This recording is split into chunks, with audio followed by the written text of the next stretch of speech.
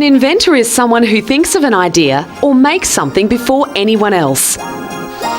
There have been many famous inventors and people who have changed the world we live in. Do you know when the first calculator was invented and what a submarine is? Who was Henry Ford and what did Albert Einstein discover? Stick around and find out the answers to all these burning questions and many more on Why, What, Where. What is a hovercraft? Sometimes just experimenting with things to see how they work can lead to some pretty exciting discoveries, such as the hovercraft. A hovercraft is a type of sea-going vehicle that's supported on a cushion of air. It can be driven over different types of land, as well as water. Sir Christopher Cockerell invented the hovercraft in 1952 by experimenting with a vacuum cleaner motor and 2 round cans. From playing around with these objects, he discovered that a vehicle that was suspended on a cushion of air would increase its movements and allow it to cross a wide variety of surfaces. Today, hovercrafts are used mostly for leisure and racing, and you can find them on inland rivers, lakes, and marshy areas. You can even join a club for people who love hovercrafts.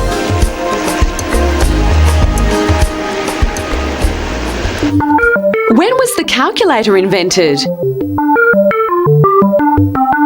About 40 years ago, Texas Instruments in America revealed a new product that would ultimately change the world, especially the way we work with numbers.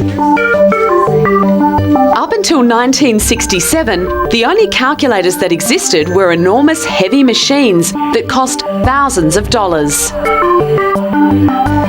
The first calculator looked similar to the simple calculators we use today. It could add, subtract, multiply, and divide. The answers were burned into a roll of paper, similar to what is used today for many grocery store receipts. It was hard work creating a battery source powerful enough, yet really small. The plans were sketched out in just 3 days and 3 nights of work. But it took 18 months for the calculator to be finished. People gave up and quit during the project, thinking the calculator would never work. Today, there is hardly a maths class in the world where students don't use calculators, and it's hard to imagine what life would be like without them. Did you know that much of the work on the portable calculator led to other portable products, like computers? Where do calculators get their power source from? A long-life battery or a solar cell, which gives free power in daylight. What is a submarine? Submarines are amazing pieces of technology. Have you ever seen one? If not, imagine what it would be like to travel underwater in an enclosed boat. A submarine is a watercraft that can travel beneath the water. They come in different sizes, and the length of time they can stay underwater varies.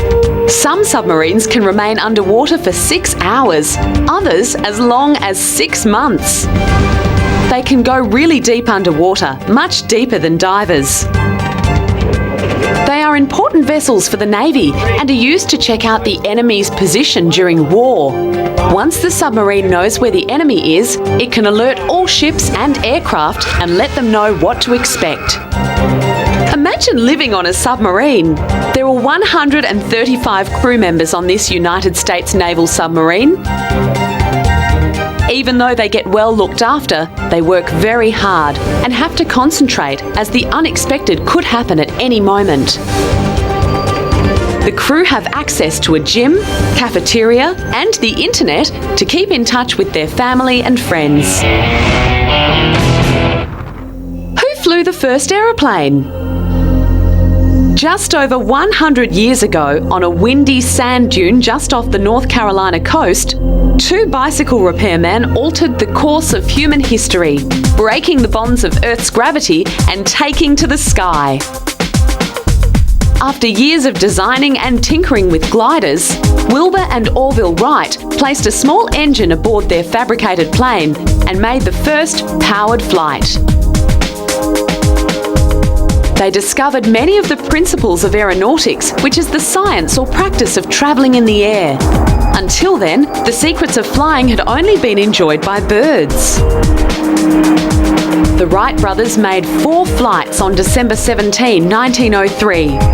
Orville was first at the controls, sliding along a starting rail and then moving his hip and hand controls to go up in the air. The flyer struggled against the wind and the plane was moving up and down, up and down. That first flight lasted only 12 seconds and Orville travelled only 120 feet, but it was still flight. The second flight, with Wilbur at the controls this time, went only a little further, covering 200 feet in 15 seconds. Next, with Orville again taking his turn, the plane managed to go further still. Before their attempt, the Wright brothers had told each other they would consider any flight of 300 feet a huge success. So on the 4th attempt of the day, Wilbur skimmed the sand. But then he made an abrupt manoeuvre with the elevator and the plane pitched into the sand, a flight of 59 seconds and 852 feet. The Wright brothers were so happy. As they went off to their wooden shed to celebrate, a gust of wind caught the wing of the flyer and sent it end over end, finishing their attempt for the day.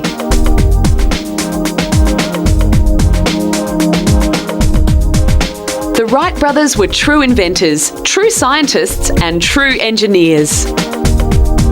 Even after all the fuss over their first successful flight, Orville and Wilbur didn't really understand their massive achievement. They knew their invention was historic, but they didn't fully realise how amazing their invention was. The aircraft on the runways of the world's airports today operate on the same basic aeronautic principles invented by the Wright brothers. But since then, people have continued attempting to improve on the Wright brothers' invention, to fly further, faster, and higher.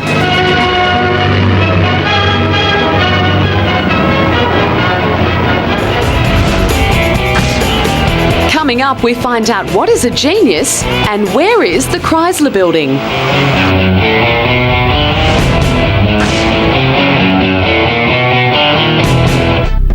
What is a genius? Do you think about life often? Do you like to ask questions and think about the different answers? Do you like art or science? Do you love to experiment? Well, perhaps you're a genius. A genius is a person who is successful at applying a new technique in the production of a work of art, science, or calculation, or someone who masters a known technique and puts his or her signature stamp on it. Geniuses are very smart, creative, and original. They have big imaginations and plenty of drive. Does this sound like you? This is a genius exhibition, which Dr. Yoshiro Nakamatsu is running. He's invented a futuristic chair, which looks like it has an enormous hairdryer attached to the back of it. Dr. Nakamatsu calls it the Cerebrex. It passes an electric current through the head of the person who sits in the chair. Amongst other things, the Cerebrex is meant to improve eyesight, boost brain power, and ease tiredness. Another one of his inventions is a fuel battery-powered boot that he claims will make you move forward faster than if you were on a speeding bicycle.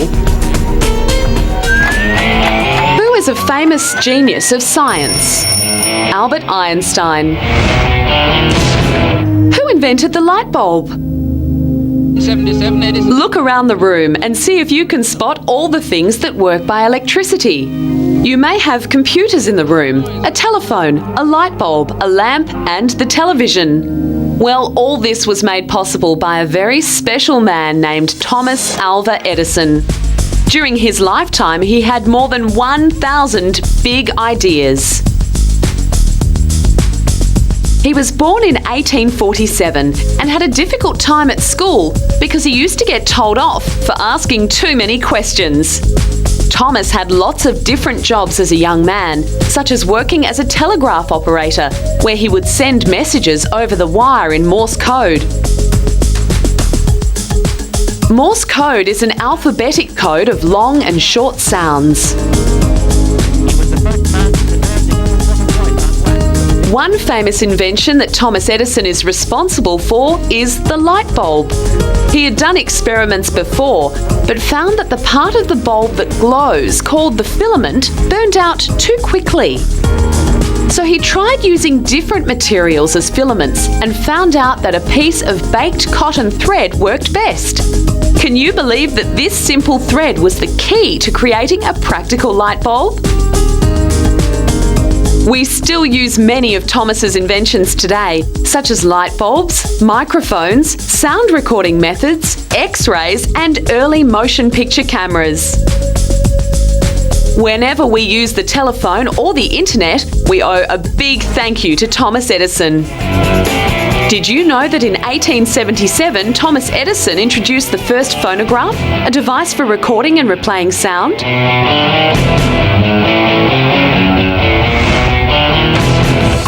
Who is Bill Gates? The computer industry in the 20th century was only just starting when one man had a big idea. His name was Bill Gates, and he invented Microsoft Windows. He was born in 1955 in Seattle Swedish Hospital, and at the age of 13, he wrote his first computer software program, which played tic-tac-toe. Just under 10 years later, he built Microsoft. Microsoft's products are now used widely in our homes, businesses and schools. They help businesses run productively, and at school, they help us to learn and communicate with each other through email. When Internet Explorer came with Windows 95 Plus, it meant that people could jump on the internet at home and search for cool stuff. So Microsoft products became huge. Bill Gates also launched the new Xbox 360 in 2005, and people who love computer games say that it's one of the best. Where is the Chrysler Building? Do you like building things? How many blocks can you stand on top of each other before they tumble over? Constructing huge buildings that reach for the sky really only took off in 20th century New York. A car manufacturer and businessman named Walter P. Chrysler paid for the building, which was named after him. The building officially opened its doors on May 27, 1930, and Walter P. Chrysler had his offices in the building. It held the title of being the world's tallest building for a year at 1,048 feet, or 319 metres. But the Empire State Building took over that title in 1931 at 1,250 feet, or 381 metres. The Empire State Building may be taller, but many people say that the Chrysler Building is much more picturesque because of its grand foyer and Art Deco architecture. The building went up at a rate of 4 floors a week, so the builders had to work very hard and fast to get it done quickly. In total, there are 77 stories. People now regard the Chrysler Building as one of the best architectural structures of the boom times of the 1920s. Where is the Eiffel Tower? In Paris, France. Coming up, we find out what Albert Einstein discovered and why Leonardo da Vinci is famous.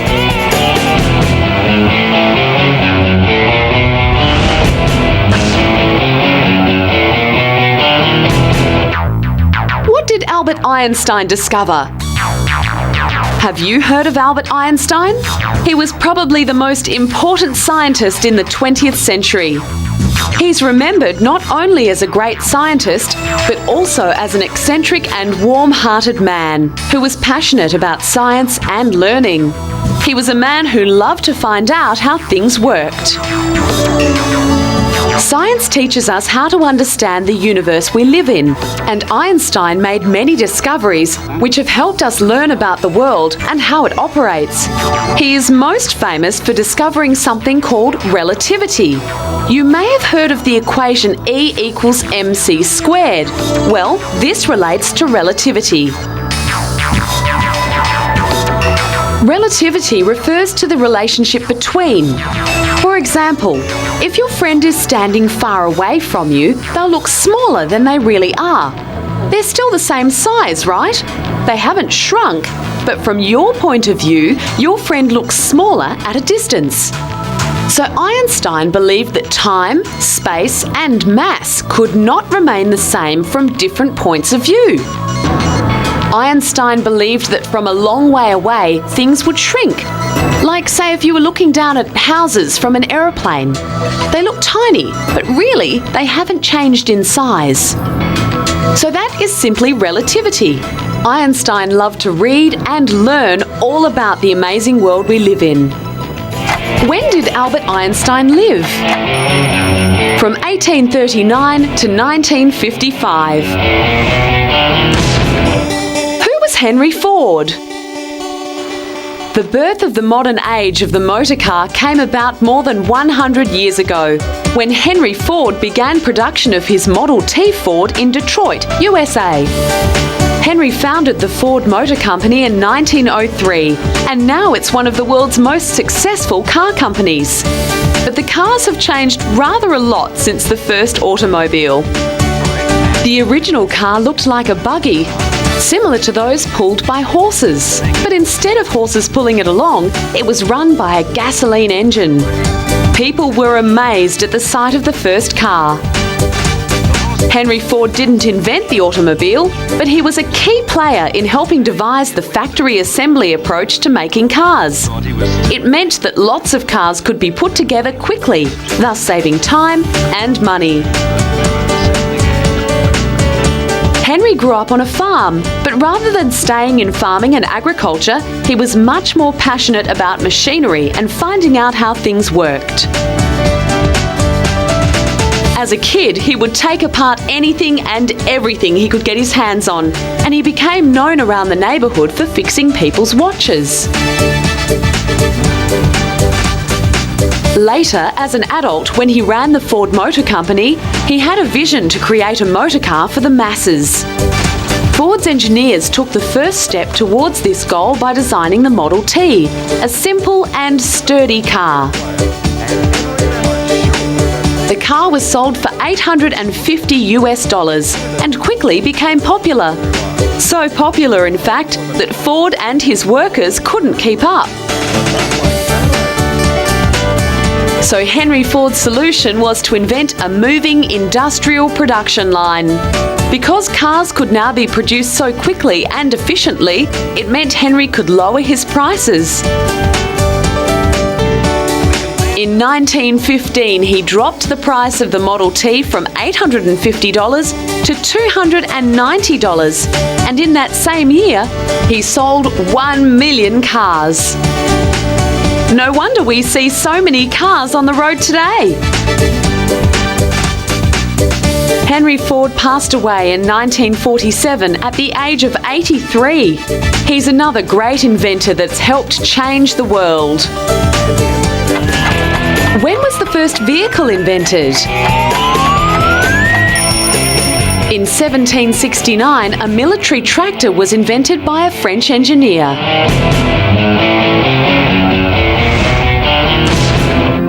Who was Leonardo da Vinci? If you like art, you may have heard of Leonardo da Vinci. He's the man behind the most talked about painting in the world. It's called the Mona Lisa. Have you heard of it? It hangs in the famous Louvre Gallery in Paris and is also known as La Gioconda, which means the happy or joyful woman in Italian. Did you know that Leonardo da Vinci is also responsible for many inventions and other forms of art? He was born in 1452 in central Italy. At the early age of 14, his father realised that Leonardo had a great talent for painting. In fact, rumour has it that Leonardo painted a picture of a dragon, and it was so lifelike that it even scared his father.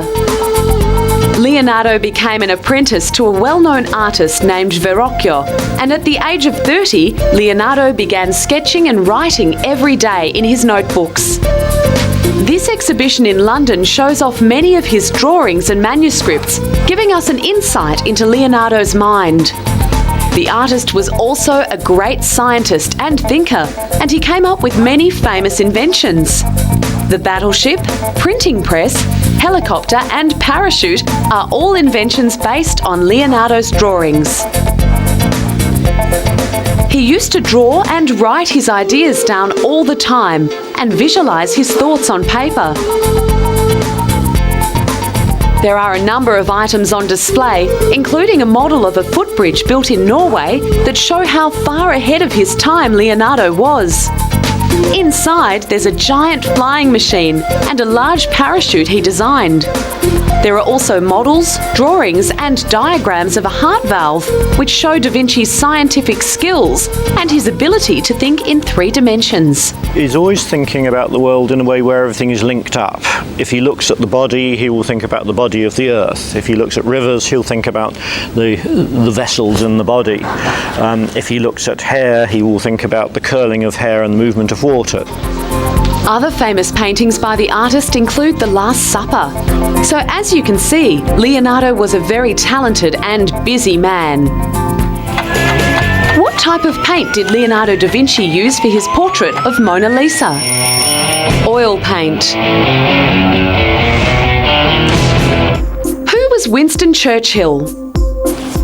Museums are a great place to discover things about famous people's lives. This museum is dedicated to the politician Sir Winston Churchill. Visitors are able to walk through Churchill's life, which is divided into the different stages. Churchill was born in 1874. At the age of 26, he went from being a politician to becoming a Prime Minister during World War II, leading Britain to victory. A highlight of the museum is the electronic lifeline table. You can flick through key events in Winston's life and learn all about the times through looking at photographs, listening to soundtracks, and watching films. Winston's family has even lent or given the museum artefacts, like items of his clothing, such as his red siren suit. Winston is regarded as one of Britain's most distinguished statesmen. A statesman is a politician who's had a long and respected career. As well as all of his political achievements, he also wrote many publications. What famous prize did Winston Churchill win in 1953? The Nobel Peace Prize for Literature. You've been introduced to the many different inventions and big ideas of some amazing people. You too can be the first to think or make something. All you need to do is to start thinking and experimenting with your ideas.